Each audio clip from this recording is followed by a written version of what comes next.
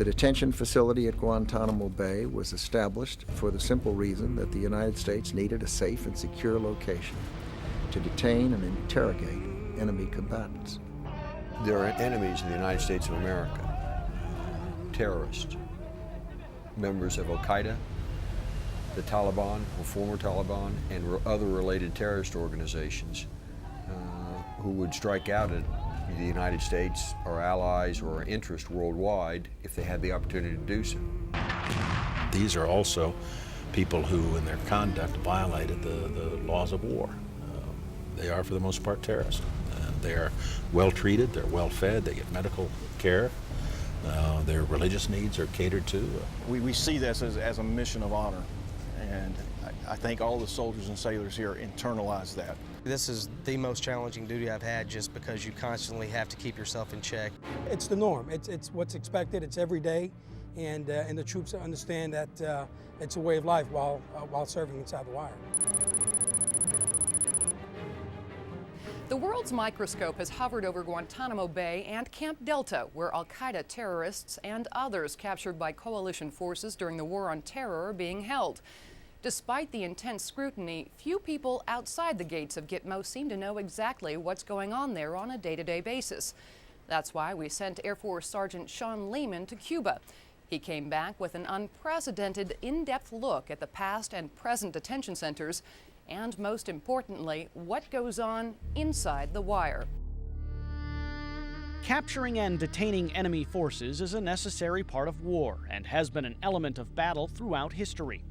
A country's right to remove its enemies from the battlefield has never come into question, but what to do with those enemy combatants and how they're treated has, especially when you combine today's unconventional style of warfare and a complicated international legal system. A legal, social, and humanitarian debate has thrust the tiny base on the southeast corner of Cuba into the spotlight. The mission here changed drastically in January 2002, when the first enemy combatants captured in the anti-terrorism fight were sent to a site called Camp X-Ray, while a new facility was being built. We still see the all-too-familiar shots of hooded detainees being escorted to and from their cells. And this is Camp X-Ray today. Despite seeing news reports across the world that give the impression Camp X-Ray is still in use, obviously it isn't. And as we walk through the cells that once housed detainees that have since been moved to Camp Delta, you'll see that for the last 3 years, the only thing that has inhabited Camp X-Ray is the local wildlife. Camp X-Ray was constructed in the early 1990s when tens of thousands of displaced Haitians and Cubans flooded the area. Even then, it was not meant for permanent use.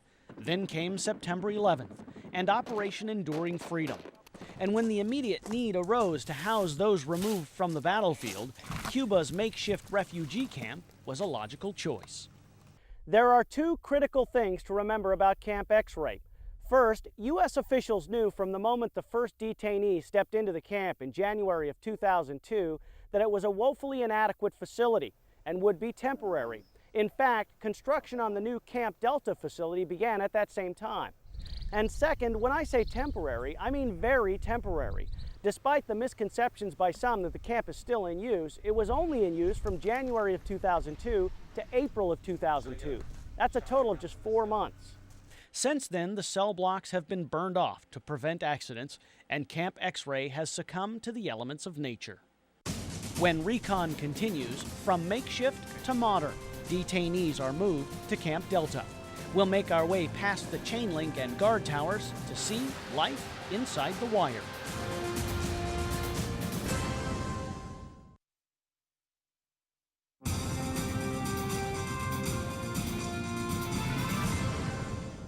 Amidst vocal calls for its closure and allegations of mistreatment cropping up, the gates of Camp Delta have opened up to Capitol Hill and the media. 11 senators, 77 representatives, and over 1,000 national and international journalists have visited Camp Delta.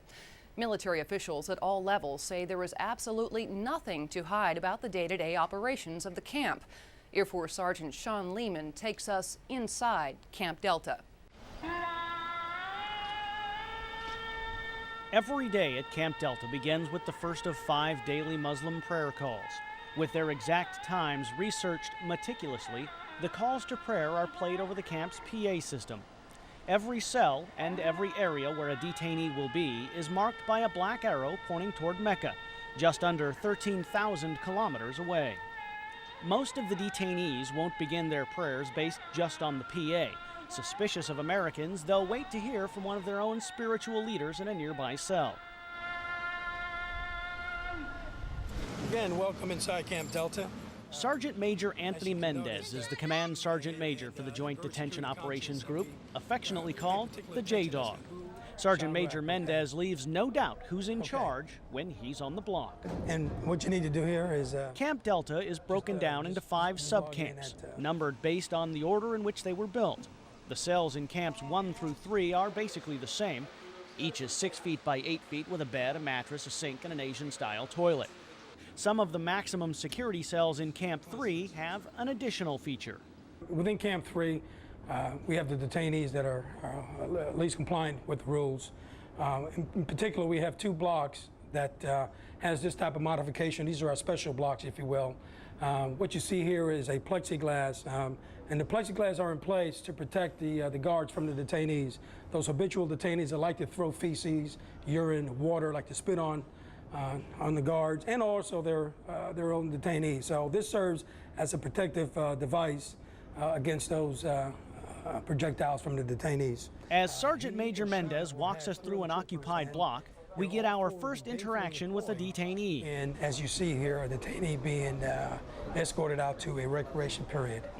The camera dips here because the Geneva Conventions and international laws forbid us from broadcasting detainee faces. This first glimpse for us was uneventful, but during any kind of detainee movement, as it's called, you can feel the intensity and vigilance increase above its already heightened state. Camp 4 is Delta's medium security camp.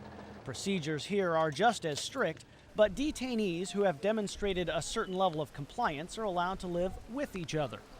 Each Camp 4 bay has 10 beds and is based more on a communal living style. While all inmates have the opportunity for outdoor exercise and recreation, those who have earned a place in this camp have much more interaction with their fellow detainees. The newest camp is a $15 million facility, modeled after the maximum security prison in Miami, Indiana. It was built in accordance with American Correctional Association guidelines for corrections facilities and can house up to 100 detainees in individual enclosures. I'm standing in the 6 by 8 by 10 maximum security cell in Camp 5 portion of Camp Delta, and these cells are not only for the least compliant detainees who may be a little more aggressive than the other ones, but they're also for detainees who may be level 1, 2, or 3, but provide high value to the United States. Camp 5 also allows separation of detainees who are disruptive to camp dynamics. Detainees are in specific camps based on their level of compliance or how well they're following the rules. Those who are compliant wear tan or white, while non-compliant detainees wear orange. The rules are prominently posted in several languages, and following them can mean getting such comfort items as playing cards, library books, or even board games. It's a simple reward-based method that's explained to everyone held here. So when the detainee starts breaking the rule, if you will, then we'll start taking things away. We have a matrix that basically spells out everything. So a guard cannot arbitrarily come up and says, you know, I'm going to take this away from you because I know you like this. That's not the way we handle business. Included in the basic necessities are a prayer cap, prayer oil, prayer beads, and of course, a Quran. These won't be taken away unless misused. Each Quran is handled with extreme care and is never actually touched by the guards when delivered to the detainees. As we were told by Joint Task Force Guantanamo's commander, everything done at Camp Delta is based on an extensive series of standard operating procedures, SOPs that lay out how every task is handled. Everything from how a detainee is moved, how he's secured, how he's fed, how he receives his mail, how he has interviews with the International Committee of the Red Cross, how he is moved to interrogations, how interrogations are conducted, what other intelligence gathering sources, SOPs for literally every aspect of the detainee's life. The extreme care taken is for everyone's protection, the guards and the detainees. Everything is logged, and it's important for us to know everything that goes on within their respective block, because that is what keeps us informed on the day-to-day activities. The overriding theme of Camp Delta is detail, and the level of detail is not more apparent than in the dining facility. The Seaside Galley in Camp America is food central. Meals for the troops and meals for the detainees are all prepared here in a constant 24-hour-a-day, 7-day-a-week flurry of activity. The religious needs and sensitivities of the detainees drive this train, and special accommodations are made throughout the process. For starters, to conform with Islamic tradition, all of the bread is made fresh on site. It's a very unusual concept for military dining facilities where frozen bread is usually shipped in. It's a similar scene with the fruit that arrives. It's all hand sorted to eliminate spots or blemishes that irritate the detainees. It's a process that also directly benefits the American troops that eat here. The details are even more complicated when it comes to serving the meals. All special religious and dietary needs are compiled, and a list is generated and given to the galley. Although the left column showing specific detainee numbers is classified, we can show you some of the individual meal requirements. Most are simply double portions, but some get very specific. Divided containers are used to keep the foods from touching one another. Each is numbered and labeled before being filled. The meals are then individually delivered to the corresponding cells. All special dietary requirements are generated by the Joint Medical Operations Group located adjacent to Camp 4.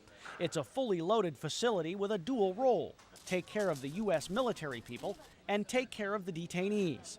The medical group's commander says, believe it or not, there's not that much of a difference between the contrasting missions. Particularly the type of care that we give really is the same. That's kind of been our philosophy from the start here, is we provide the same level of care for the detainees that we provide for the troops that are working here.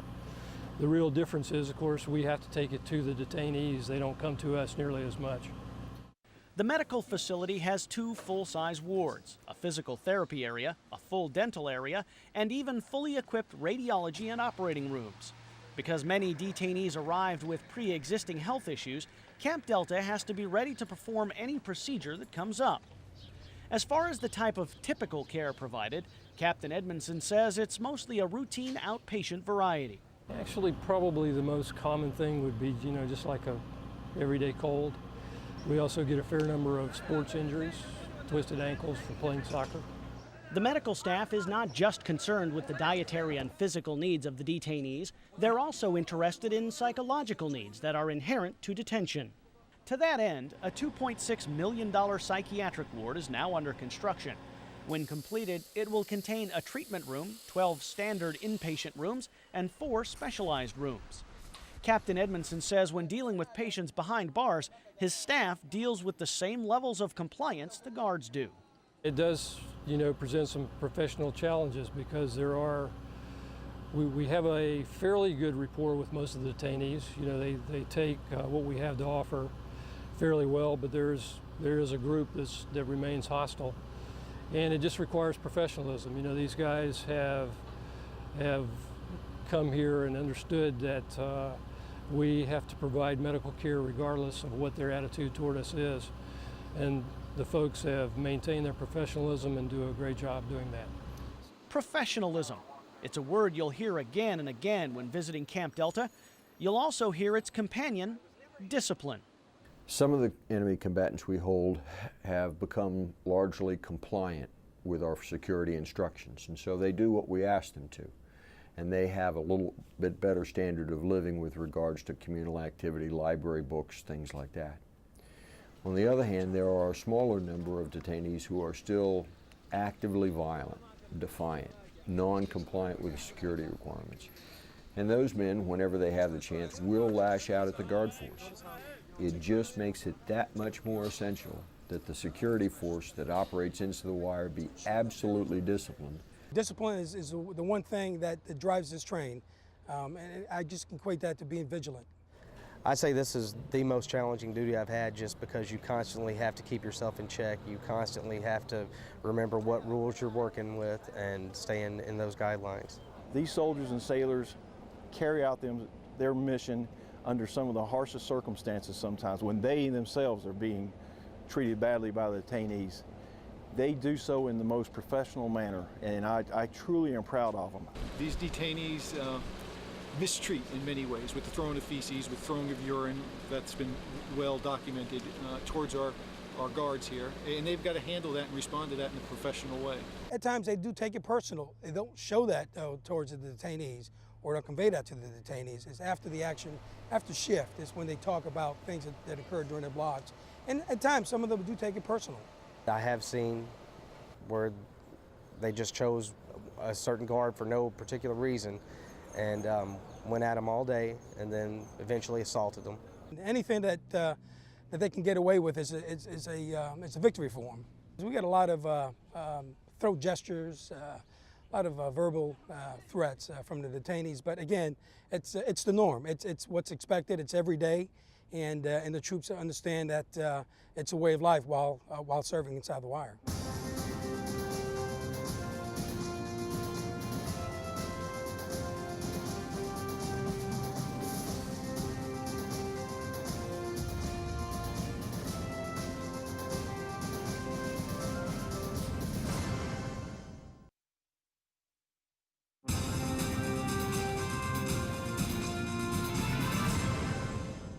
The legal issues surrounding Camp Delta aren't lost on the members of Joint Task Force Guantanamo, and neither is the latest round of media reports.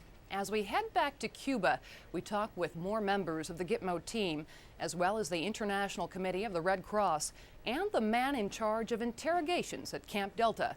Once again, here's Air Force Sergeant Sean Lehman as he explores how working inside the wire also means working in the spotlight. Naval Station Guantanamo Bay is definitely a bit remote. The 42,000 square mile island of Cuba is mountainous on the southeast corner, where Camp Delta houses approximately 520 enemy combatants in the war against terrorism. In addition to the razor wire surrounding the camp, Cuba has its own inherent security features. We're safe to go ahead and conduct our intelligence gathering operations and the custody mission here without being worried about being shot at or sniped at or having a rocket or a mortar shot at us. We were able to develop facilities that allowed us to keep the detainees in a humane manner and to work on our tactics, techniques, and procedures for gathering intelligence here. Accumulating information takes place in areas like this room in Camp 5. There's a table, chairs for interrogators, and a chair for the detainee. 2 cameras watch everything that happens. One is for an analyst and the other is watched by the control center. Unlock. If needed, a duress alarm triggers both an auditory and visual emergency signal. Unauthorized access alarm. Obtaining useful material from enemy combatants falls to the Joint Intelligence Group. Although they work with the CIA, FBI, and other government agencies, the JIG itself is made up of about 300 Defense Department analysts, linguists, and other support members, none of whom we can show you, except for the group's director, Esteban Rodriguez. Every interrogation must have an interrogation plan. Again, based on a very strict set of standard operating procedures. There has to be an objective. You don't just go in to interrogate someone for the sake of interrogation.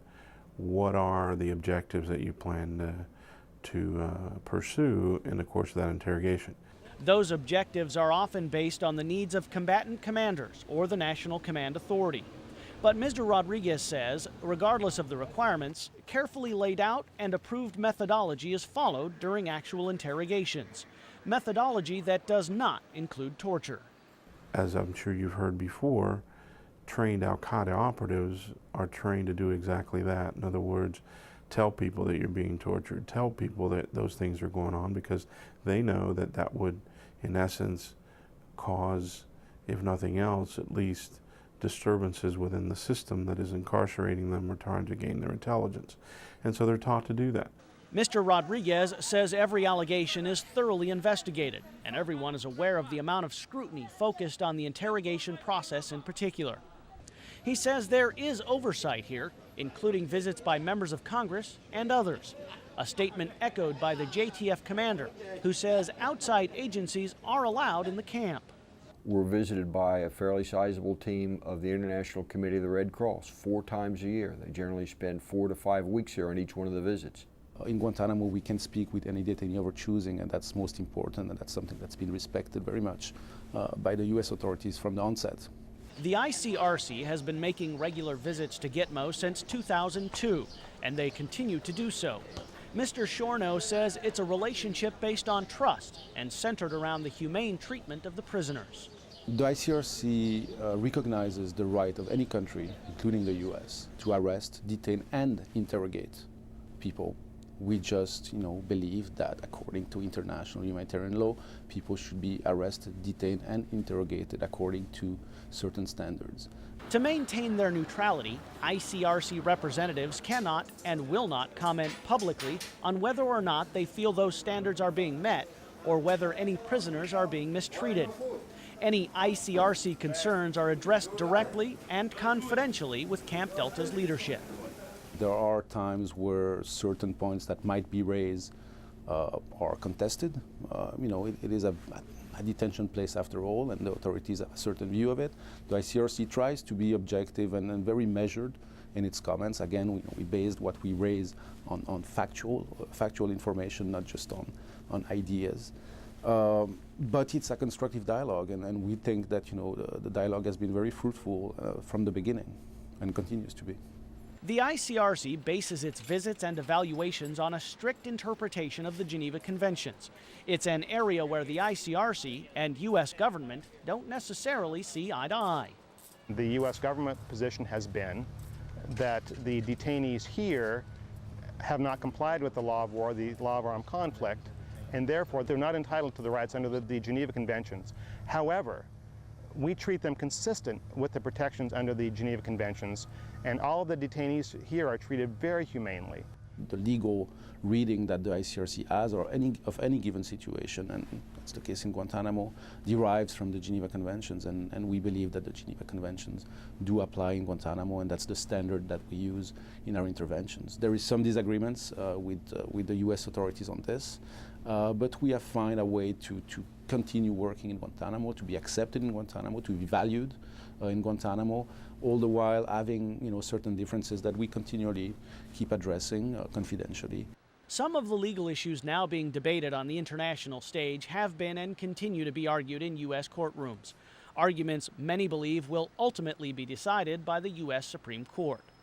And people don't necessarily realize that a lot of the delay that we're experiencing right now is because of the decisions that are going on at the higher levels of the courts, and not because we're stalling anything here at Guantanamo Bay.